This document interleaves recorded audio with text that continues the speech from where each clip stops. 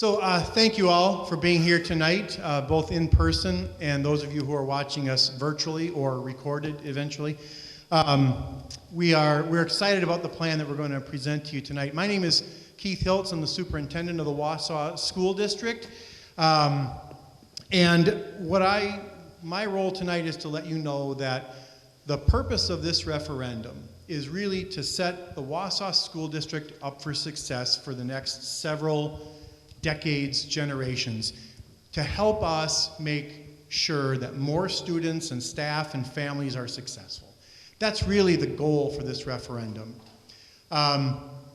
It was built from years of feedback, even since the last referendum in November.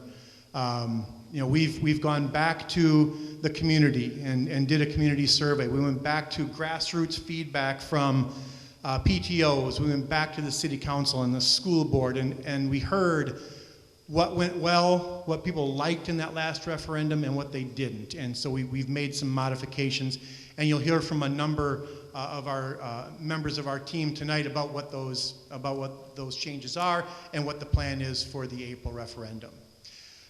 So again, just welcome. Thank you for being here. Thank you for being a part of this conversation. We will be welcoming questions, and afterward we do have some display boards out back if we want to talk about specific schools. So with that, I would like to introduce our first team member who's going to speak, and that is our communications coordinator, Mrs. Diana White. Good evening, everybody. Thank you so much for being here. So I'm just going to give you a little bit of a high-level view of how this fits into the Wausau School District strategic plan, which is called Whole Child, Whole Wausau. I will not go into great detail about that, but what I want you to know is that these two referenda questions fit into that Whole Child, Whole Wausau strategic plan. And as you look up at the screen, this is about expanding our pupil services supports, which we will explain in just a little bit. This is about creating equity for all of our students. It's about optimizing our resources, improving our service here in the community, and then, of course, creating those safe and comfortable world-class schools. And of course, if you want to learn more about Whole Child, Whole Wausau, that information is on our website, wausauschools.org. So right here on this slide is a very high-level view of what these two referenda questions do. Full pupil services teams in each of our schools, and Miss Angie Lloyd will talk to that in just a minute. It's about having learning spaces that fit our teaching methods within our schools. It's about making sure that our schools, while they're safe now, they need some safety and security upgrades as well. And of course, all of our buildings need some improvements and maintenance work. So as Dr. Hiltz mentioned, the community has spoken, and this is really, these referendum questions, I should say, are really have all come together because of the community. So they told us they don't want new schools. So we are only doing targeted improvements to all of our schools. We're not balancing enrollment in this plan. And then, of course, we've reduced the overall cost and are going to do more work in our buildings. And lastly, we've heard, why do this now in a pandemic? Well, our needs will not go away, and the longer we put them off, the more they will cost. And with that, I'm going to introduce Mr. Bob Tess, our Chief Business and Financial Services Officer. Thank you, Diana. We're going to go over a lot of specific details. And when we went through the November referendum, we heard a lot from the community. We went out to the PTOs, we went out to different groups, we learned what went well, what didn't go well with our communication and the referendum itself. We heard from about half the people saying, we need more detail. We didn't know this, this, and this. And we heard from the other half saying, you gave us too many details, just give us quick hitters, just give us the facts.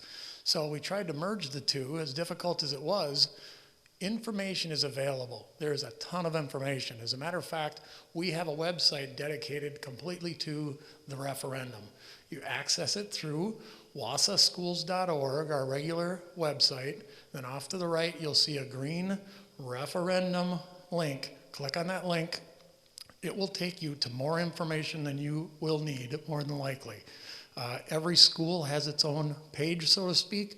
with a detailed cost analysis and a budget and what projects are being scheduled for that school. So a lot of information. So we're not going to cover all of that tonight because we heard from the community. They wanted to keep things moving a little bit more and not talk about all the details. What you see on the screen behind me right now is a real quick summary of the two questions. We're going to ask question number one. It's an operational question, which means we're asking the taxpayers to exceed the revenue limit by $4 million every year. Since 1993, revenue limits were in place in Wisconsin. The taxpayers of the Wausau School District have never given us the authority to exceed that revenue limit. So we're asking for that authority. Angie Lloyd's going to talk in a little while about what we're going to use that $4 million for.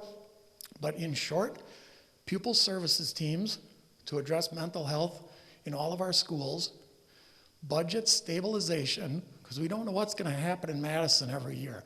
Sometimes we get some pretty strange budgets, and we want to flatten that out a little bit. And at the same time, we want to take that $4 million every year and purchase some of the shorter term assets that we get criticized for if we're going to borrow 20-year money to buy. Projection displays, UPC, some technology, some of the shorter term assets.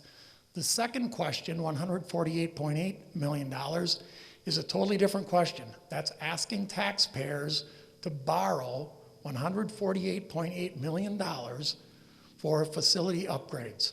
And we're going to talk about those in a lot more detail in a little while too. Important to understand, especially with the crowd that we have here tonight, but I say this all the time, the foundation is to be thanked for all of their efforts in generating some private funds and donating towards the only new building in question number 2 is a new environmental learning center at the school forest. We're making some investments right now that we will need whether we actually build the new environmental learning center or not. The foundation, I believe the number is $84,000 worth of investments in electrical service going to the school forest. We need that whether we have a new environmental learning center or not. The school district is also spending $400,000 on more robust fiber to the environmental or the school forest. So important to understand that second question does involve one brand new building. It would be at the school forest. Question number 1. How about if I turn it over to Angie for question number 1? Angie Lloyd, our Director of Pupil Services. Thanks, Bob. Good evening, everyone. Thank you for coming out, even though it's horribly chilly outside tonight. Our first question is about pupil services. I want to explain to you first what a pupil service team is, because all of you look like you maybe graduated from high school more than, say, 10 years ago. So when you and I went to high school, it looked very different. You may remember a guidance counselor from when you were in school who maybe helped you navigate academics and put you on your path to your career or college. Now we have what's called school counselors because they do a lot more than just guide you through your academic career. A lot of times, school counselors are another parent to the child or a support system for the child when they don't have that at home. So we are asking for one school counselor at each building. At the secondaries, there will be more than one. We already have more than one at the secondaries, but at the elementaries, we're lacking one in each building. So those people, our current school counselors, have to split their times between at least 2 schools. We also have social workers. Right now, we have 9.8 social workers between 22 programs. So we're dividing those people between 2 and 3 schools each day or each week, sometimes within a day. And they really help families get the resources that they need. A lot of times, that is mental health resources that they're helping families to connect with. And then we have school psychologists, and what they do is they evaluate kids to place them where they should be placed within the educational setting. So a lot of times that has to do with academic achievement and placing them in special education, giving them a 504, those types of supports. What we don't currently have, and what we would really love to have, is behavior interventionists. And what we are looking for behavior interventionists to do is to really help with some of these issues that kids are coming into school with that they weren't coming into school with 10 or 20 years ago. We have a lot of kids coming in who can't self-regulate. And when you can't self-regulate, you can't sit in an academic setting and receive a math lesson or a reading lesson. So those behavior specialists will be able to get some of those kids who don't have that skill out into a different setting within the school where they can explicitly teach that skill to them. The last team member, just making sure I'm hitting everything. The last team member on our people services teams would be health aides. One good thing that's come out of the pandemic, there's been very few good things. One good thing is that we have a health aide in each of our buildings. So we were able to do that with our CARES funds that we received through the pandemic. Let's see, I'm just making sure I'm hitting everything up there. I do want to say, we talk a lot about mental health right now. I feel because it's a buzzword, it kind of loses its punch. Mental health is a very serious issue in our schools and in every school in the entire world. We often talk about the trauma that kids go through. We were asking for pupil services teams even before the pandemic began. We know that the pandemic has amplified any sort of mental health issues or trauma tenfold, 1,000-fold for a lot of our students. So it's even more imperative now that we have these pupil services supports in place for our kids when they come back after the pandemic. All right, I'm going to hand it back over to Mr. Tess to talk about question number 2. Thank you, Angie. Usually they have to keep me from saying this 15 or 20 times that we're trying to do this, we're going to do this with zero tax impact. So we can not only answer question number 1 and question number 2, not only question number 1, but the one I'm going to talk about, question number 2, is zero tax impact. And people think, how can you do that? Well, this has been part of a strategy we're in the middle of now for about 3 or 4 years. We've saved over $3 million in taxpayer interest payments by prepaying some of our debt from this building and some other referendums that have been passed in the past. And we're structuring it in such a way where that debt retirement falls off and we replace it with borrowing on question number 2 would be about $9.5 million a year. Question number 1 is obviously $4 million. You put them together, 13.5 fits in perfectly with the debt that drops off. This is a strategy that the board has been in the middle of for 4 years. So it's not like the pandemic all of a sudden had us thinking referendum. We've been thinking about a referendum. We've been talking about it publicly for a long time. And the time is exactly now. We have another slide just for that. And it's part of the board's strategy to do it without tax impact. Here's the actual question. Question number 2, when you go to the polls on April 6th, or maybe vote earlier, because a lot of people are doing that now. We don't want you to be caught off guard. This is what the question is going to look like. Every single school in our entire district is going to get something. It's going to be touched. It's going to be improved, upgrades, making it more of a 21st century learning environment. The new building that we're talking about is called out specifically, the School Forest Environmental Learning Center. We don't know exactly how much help we're going to get from the foundation. They've already given us some help. We're expecting some more. We don't know how much more. So just to be on the safe side, it's included up there for referendum funding to be able to help build that project. Next slide. We'll take each one of these with its own slide or maybe sets of slides, but our $148.8 million is to address safety and security in every single building. We're not saying our schools right now are not safe and secure.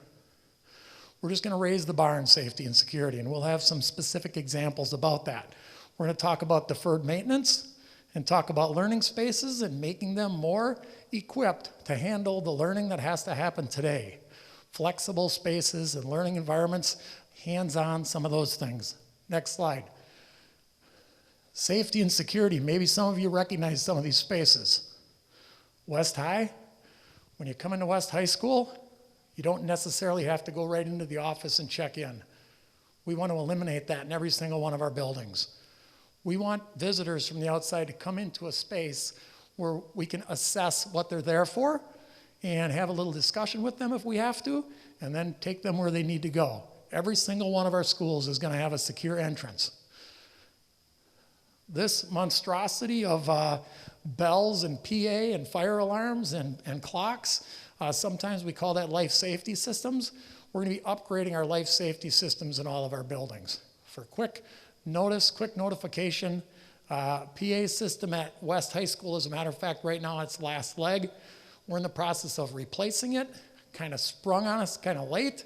So when you do those repairs, when your car is broken down on the side of the road somewhere, you usually pay a little bit more for it.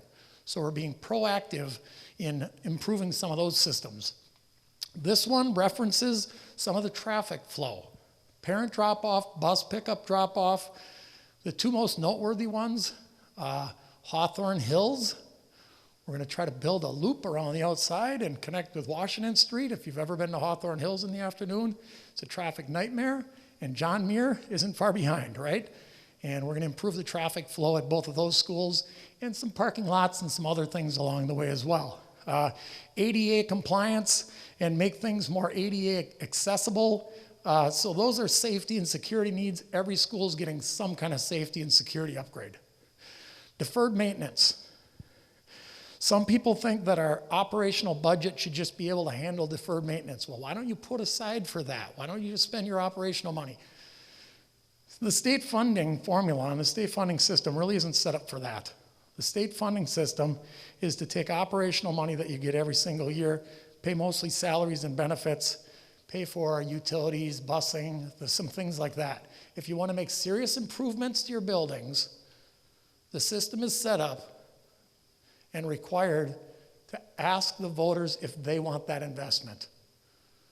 So all across Wisconsin, whenever there's a referendum being proposed, we're asking the local voters if they want to invest in the schools, and that's the way it happens. The state just doesn't automatically give money for those types of expenses.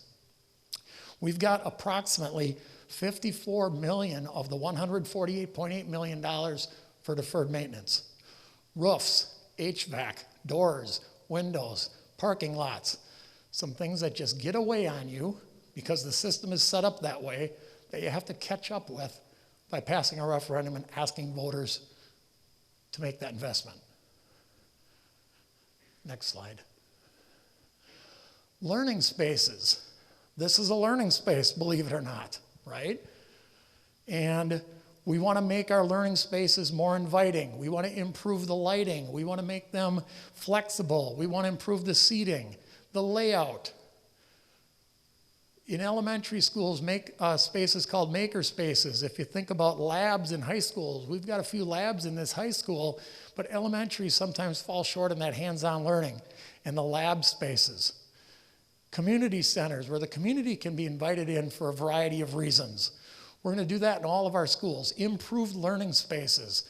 Additions to address current enrollment increases. We did a study with Applied Populations Lab out of UW-Madison, and they told us the Statine neighborhood is growing, South Mountain neighborhood is growing. Not growing in a lot of other places, but you need enrollment and capacity relief in those two schools. So those two schools, we're adding some classrooms. Also, a separate cafeteria and a gym. We've got some elementary schools where we don't have both. And it's quite frankly a scheduling nightmare if you have one and you have to have all your cafeteria activities in there and all your phy ed and gymnasium activities in there. So that would be under learning spaces. This is just, again, safety and security is a big part of it. Deferred maintenance a big part of it. Learning space is a big part of it. Next slide. Cost of the investment, being the finance guy, this is my favorite part. And you can argue about the word impact. We keep saying it's zero tax impact. What does the word impact mean? Nobody's going to think that we're going to pass a referendum for $4 million every year and borrow $148 million and it's free. We're not saying it's free. It's not. But our budget and our debt retirement is structured in such a way that some of that goes away and we reintroduce the cost of both of these questions for no change in your tax levy. And that's quite a statement. And that takes a lot of planning to pull off, especially for a large referendum like this. But that's exactly what we're saying. Your tax levy is not going to change by passing these two questions. Would it go down if they both failed? Eventually, yes, it would go down. But at the same time, we would probably continue to use a strategy of prepaying debt so it wouldn't drop like a stone. We don't want it to go down $3. Because what happens when your mill rate goes down $3, you lose aid and it goes right back up the next year. So we're trying to stabilize that with a pretty good plan that's been in process for about 4 years. Here's just a picture of it, one of my favorite pictures. Should be in an art museum somewhere, but it's not yet. Here's just a picture of existing debt. We do have some left that we would use in this year if these questions, or at least one of them, did fail. But if question 2, the bond question, passes, question 1, the operational referendum question passes, same tax amount. Not the same mill rate, but the same tax amount. That's a beautiful picture. Next slide. Why now? Some people think we're in the middle of a pandemic. Haven't you noticed? Now's not the time to do this or that. We have been talking about this for quite a while. It has been a strategy long before the pandemic came around.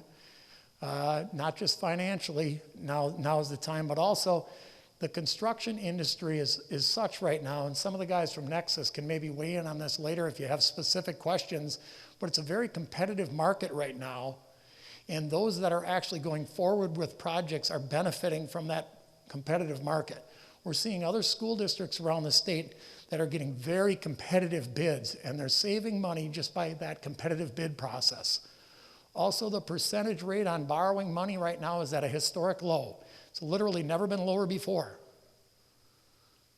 Schools that passed referenda in November, some of them are issuing bonds that are less than 2%. That's unheard of. So now's the right time for a couple of reasons. I'm probably missing one of them. Needs will not go away, of course. If we did put it off, what's going to happen? These needs aren't going to evaporate. Inflation would take its toll. Increased percentage interest would take its toll. And yet the needs wouldn't go away. We'd still be stuck with those needs nonetheless. I think I covered those 3. And it's part of a strategy. Here's the timeline. We don't pass a referendum and snap our fingers and all of a sudden we start building buildings. As a matter of fact, most of the design work is left till after the taxpayers give you the affirmative. You don't want to spend a ton of money doing the design work and then ask if you should go forward with it. So we haven't done a lot of design work. The design and the architectural work and the engineering will take time, and we'll probably need to do this in phases. So by the time all of this is complete, with an April yes vote, we're talking about 2025. And we're going to have to get serious about a strategy. Which one of these projects is the most important? Maybe which one includes the least amount of engineering and planning? Which one can be put off to 23 or 24? And we'll get real serious about that conversation if we need to in a month or 2. That might be our last slide. I don't know how we did with time, but we certainly want to allow about half that amount of time, or that amount of time again as questioning. There's not a huge crowd here. I see a lot of people have all the answers to the questions, so I don't know if I'm going to get any questions from you guys, but we are more than happy to stick around. We have access to a lot of people that have little bits of information. But are there questions that we can answer for you? Would increased student services staff be in place for starting next school year? The question was, would increased pupil services staff be starting next year? Absolutely yes. Probably not all of them, because we need to build the spaces to house the pupil services staff, and the other inhibitor for us might be the labor market. So if we want to hire 30 people tomorrow, we might not be able to hire 30 people tomorrow. But yes, the revenue limit increase would apply to next year, and the pupil services staff would be in place. Can you talk a little bit maybe about the total number of additional staff that we would be bringing on? Sure, I've got some written down right here. Angie probably knows these numbers off the top of her head, but I've got 16 certified staff and 19 support staff. And if you can talk more specifically about which Sure. is which. Yep. So the behavior specialist would be the support staff. Health paras are also support staff, but then we are looking to hire the additional counselors, social workers, and psychologists who would be our certified staff. And we're looking to get those numbers closer to what the state recommends for ratios. Right now, we're pretty far off of that, as are most other districts, actually every other district. But, so like, for example, a school counselor is supposed to have one school counselor for 250 students, and right now we currently have one counselor for approximately 330 students. Our school psychologist it should be one for every 500 kids, and right now it's one for every 900 kids. So we're far below the state, what the state is telling us we should be at. Do you have information that talks about what the projections are for those, for the need? You talked about how the needs have gone up, maybe 1,000 based on what we've been experiencing. Yeah. Yes and no. So we do gather data every year from, we always want to hear from the kids too. It's been tough during pandemic to get any of that sort of hard data.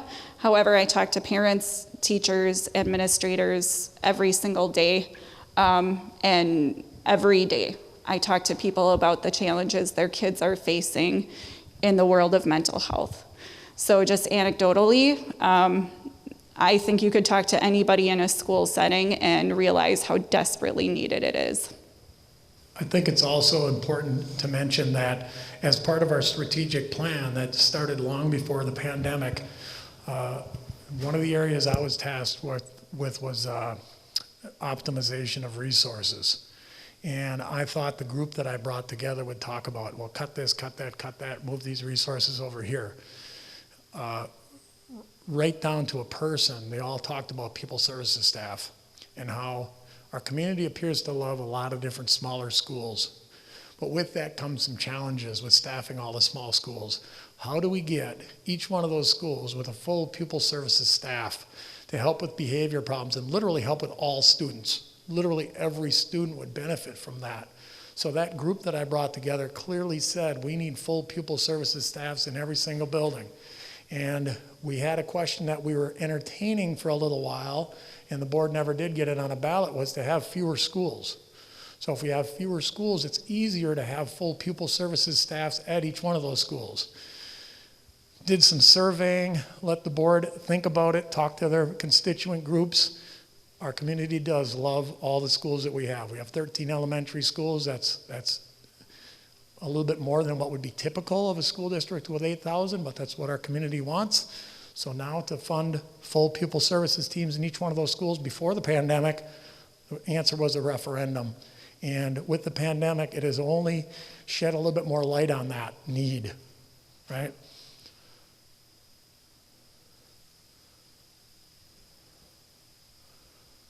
Does that sort of answer your question? I know we didn't get right at the heart of it. Okay. I could add just a little bit. To your question too, there is data, right? We do a youth risk behavior survey every couple of years. The county, I'm not going to remember the organization, did the life study. So we can look back in time at data, at the number of students who have reported, tendencies for self-harm, and depression kinds of behaviors, and we can look back, and of course we can extrapolate forward. So that would be the data that we have to look at that. And again, you look at those trends, and those are increasing. And I would say too, earlier Mrs. White talked about the district strategic plan, whole child, whole Wausau. That really came about because of the philosophy of the district, which is our students are more than just academics. They are whole children in whole systems, in a whole community, and in a whole family. And every need they have is vitally important to us, not just because they are whole people, but it actually helps their academics as well. So our focus is the whole child. That's the reason you see this strong emphasis on pupil services and improving these spaces for students and staff and families. So to answer your question, we do have data. It does show an increasing need, and we certainly want to get ahead of that and make that really a core value of our district is supporting that whole child.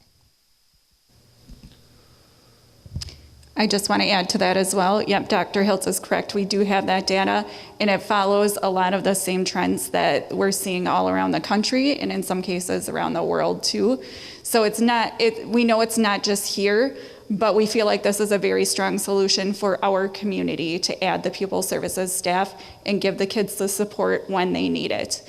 So when I talked earlier about how our people have to split their time at different buildings, you know, we never know when a child is going to have an issue where they need somebody from pupil services. So if I tell a child, well, Mrs. A or B isn't here on Wednesday morning, so I hope you don't have an issue then. You know, I mean, we need those people there all the time when the kids need them. Kids don't go on the same schedule as we do. They don't know that Mrs. A is not going to be here today. And we really want to have those supports available whenever the kids need them.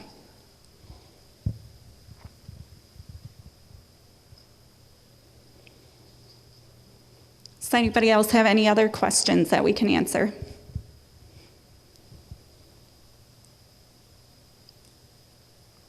We're going to stick around for a while. If you just don't feel comfortable asking a question in the group, we do have some display panels outside in the lobby. Each school gets one, so you can see specifically what's happening at the school of interest for you. We do have a website. I'll be walking around with my iPad so I can click on any one of the schools. And we're all very approachable. You can ask any one of us any question you want, and we'll get you the answer, or we'll get you to somebody that does have it. Thank you very much for coming tonight. Spread the word in November. I don't know how much word of mouth was going on because people weren't out and about. Now people are a little bit more out and about more often. Just tell people to become informed. That's the best thing that I want. I would love to have 100% turnout with 100% informed citizen, and it'll take care of itself. So thanks for coming, and encourage people to become informed. Thank you. When is our next in-person event so people know? February 25th, Wausau West. If people weren't able to make it tonight, you can catch us over there. Thanks, everybody.